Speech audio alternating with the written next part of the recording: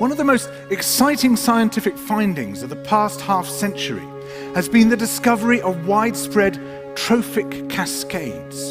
A trophic cascade is an ecological process which starts at the top of the food chain and tumbles all the way down to the bottom. And the classic example is what happened in the Yellowstone National Park in the United States when wolves were reintroduced in 1995. Now, we all know that wolves kill various species of animals, but perhaps we're slightly less aware that they give life to many others. Before the wolves turned up, they'd been absent for 70 years. That the numbers of deer, because there was nothing to hunt them, had built up in the Yellowstone Park, and despite efforts by humans to control them, they'd managed to reduce much of the vegetation there to almost nothing. They'd just grazed it away. But as soon as the wolves arrived, even though they were few in number, they started to have the most remarkable effects. First, of course, they killed some of the deer, but that wasn't the major thing. Much more significantly, they radically changed the behavior of the deer. The deer started avoiding certain parts of the park, the places where they could be trapped most easily, particularly the valleys and the gorges.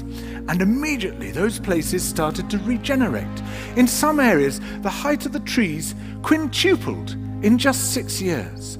Bare valley sides quickly became forests of aspen and willow and cottonwood. And as soon as that happened, the birds started moving in. The number of songbirds, of migratory birds, started to increase greatly.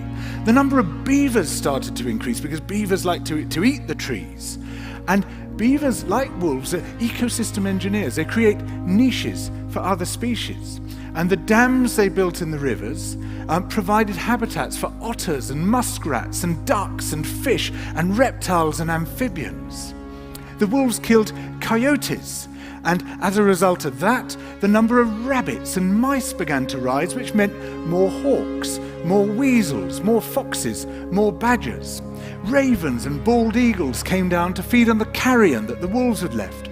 Bears fed on it too, and their population began to rise as well, partly also because there were more berries growing on the regenerating shrubs.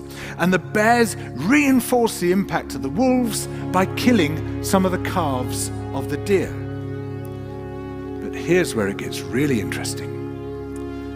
The wolves changed the behavior of the rivers.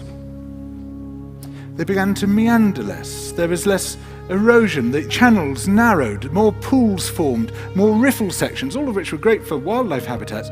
The rivers changed in response to the wolves. And the reason was that the regenerating forests stabilized the banks so that they collapsed less often, so that the rivers became more fixed in their course. Similarly, by driving the deer out of some places and the vegetation recovering on the valley sides, there was less soil erosion because the vegetation stabilized that as well. So the wolves, small in number, transformed not just the ecosystem of the Yellowstone National Park, this huge area of land, but also its physical geography.